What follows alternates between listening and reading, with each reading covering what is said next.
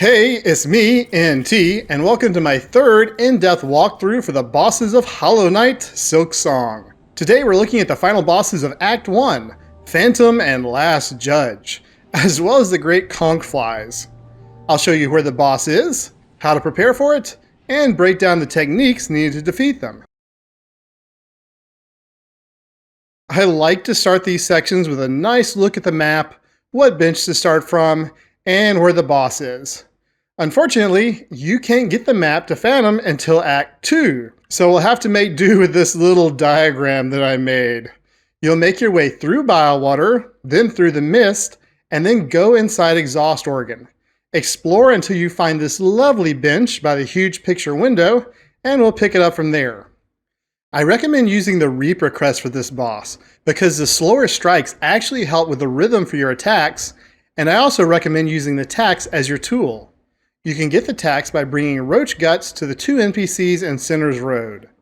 Equip the compass, weighted belt, and magnetite brooch, as usual, but we're using a different tactic for our blue tools. We're going to use the warding bell and the multi-binder, which allows us to heal 2 masks and then immediately heal another 2 masks again for the same silk costs.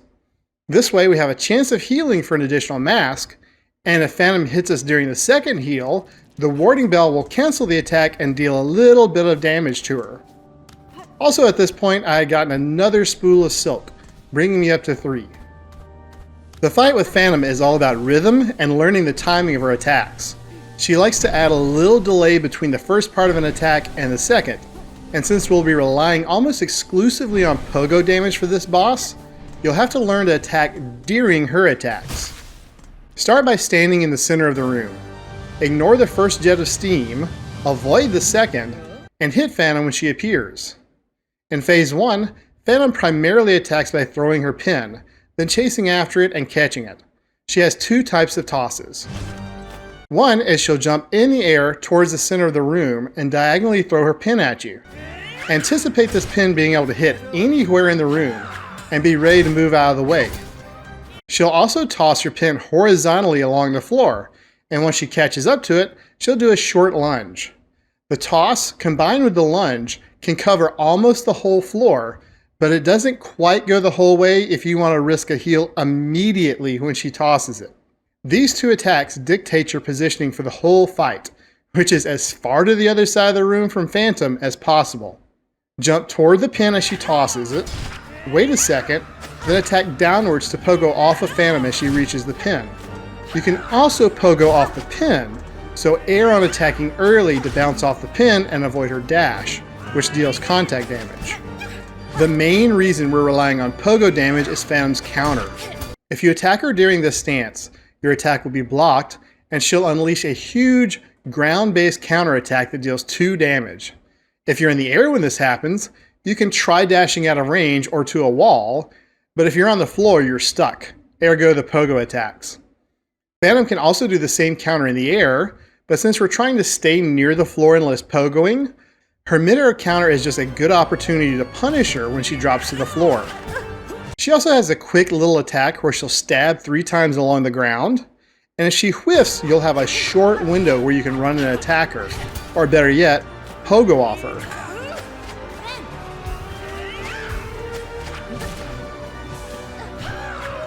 Phase 2 begins when Phantom leaps into the air. She gets a little faster, which can throw off your rhythm for pogo attacks, and a new attack. You'll see a shining star on the ground in the center of a column of light, and you want to stay out of the entire column, from ground to the ceiling. As long as you're out of the column, you're safe, even if you're standing right up against the wall with bare inches between you and the column. However, while this is safe, it isn't smart, because you can misjudge the safe space. Instead, make sure you run into the half of the room without the attack. While Phantom is up in the air for her column attack is the best time to heal.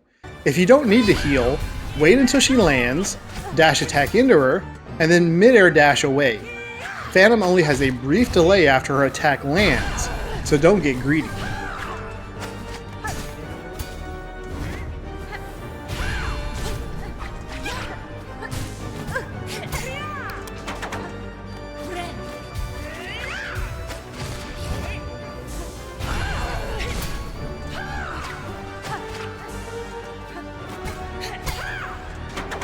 When she screams, Phase 3 begins with her most deadly attack, a series of 5 to 6 column attacks. Forget about trying to punish her and focus on dodging. The best thing is to run to one side of the room, bait her to attack there, then run to the other side and bait her to attack on that side. Not only does she have a deadly new attack, but Phantom is even faster and has a new trick where she can teleport into the steam, reappear, and immediately launch into an attack. Now's the time to start using those attacks we've been saving. They'll begin to disappear if you have too many on the screen at once, but try to keep 2 separate groups out at all times. You should also keep trying to pogo off her needle tosses, and punishing her with dash strikes when she whiffs an attack. You want to beat her as quickly as possible once she's entered this phase, so it's time to crank up the speed.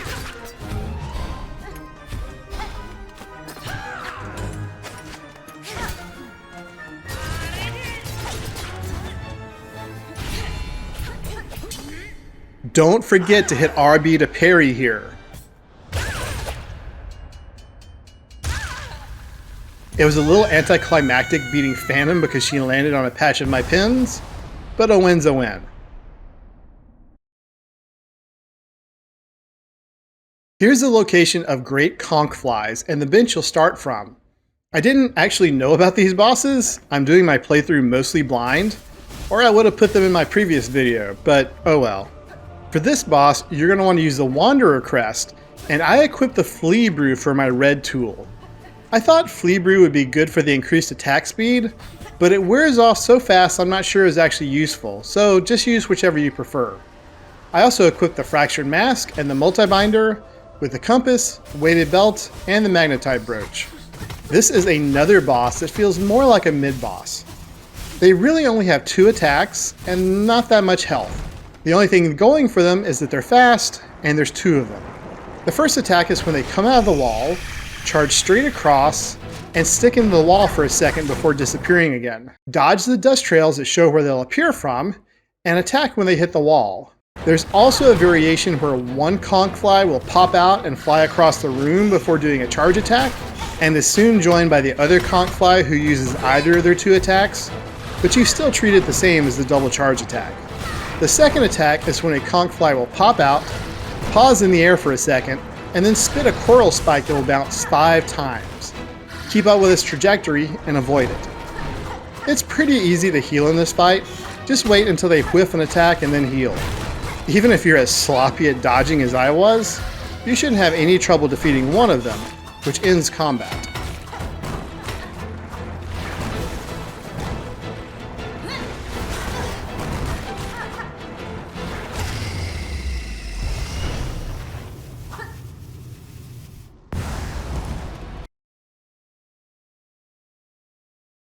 Here's the location of Last Judge and the bench you'll start from.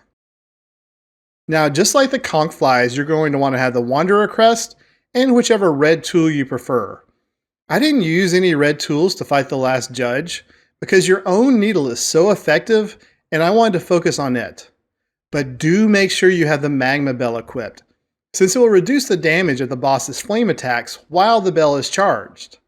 As usual, I also had the Compass, Weighted Belt, and Magnetite Brooch equipped. Now, the boss run for Last Judge killed me about half as much as the boss herself until I practiced it enough, so I'm going to show it to you at normal speed. Make sure you dash whenever able, and only use the float technique where I show you, so the wind doesn't catch you.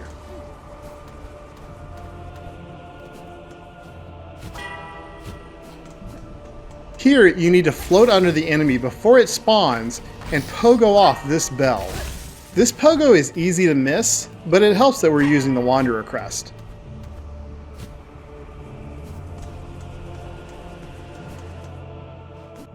Whereas Phantom was all about rhythm, Last Judge is all about positioning, like Morwing. This is the ideal position, where Last Judge is about in the location she first appears at, in the center of either half of the screen. This is far enough to avoid her spinning attack, and close enough to move inside the range of her long attack or jumps. But you'll have to keep moving back and forth on this boss, so this positioning is more of a guideline than a rule. If there's a little distance between you and the Last Judge, she might decide to toss her censer at you.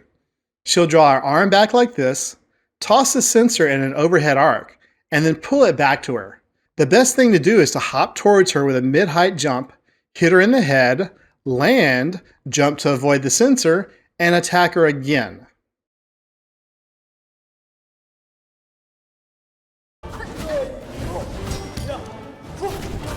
The attack I love to see was when she did a vertical jump, hung in the air for a second, and then slammed her censer down. Slip under her jump to the other side of her, or run away a few steps, and then punish her when she lands. With good timing, you can get 2 or more strikes in before retreating to ideal position. She also has a variation where she has a long jump, and then lands without attacking with her censer. She still does contact damage though, so the best bet for this move is just to avoid it. The attack I hated the most is a close range attack where she spins her censer. She has a short telegraph where she spins the censer around her hand, but this attack comes out so fast it's very difficult to dodge, which is why you should keep yourself always out of the range of it. And it's also why you should do your best not to get trapped against the wall. If you dash into attack, dash out before she can pull this attack off.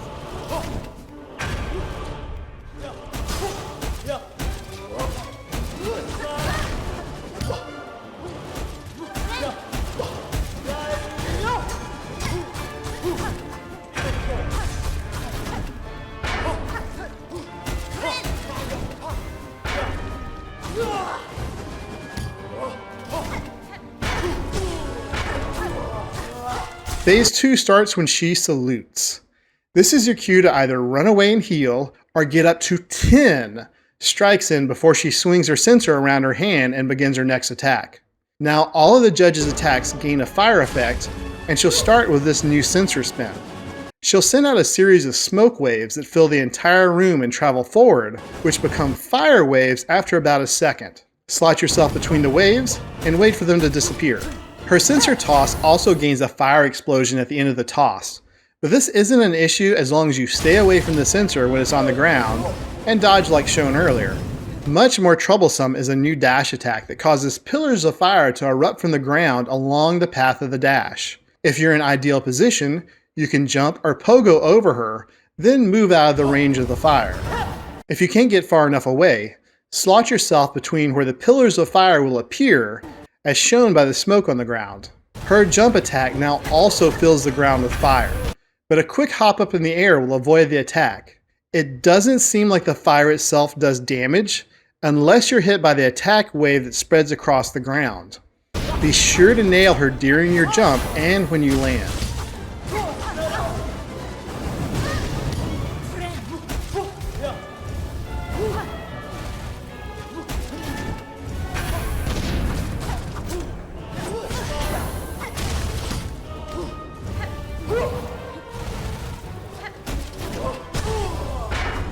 When she salutes again, the last judge will begin her desperation attack, a censer swing with 4 consecutive waves of fire.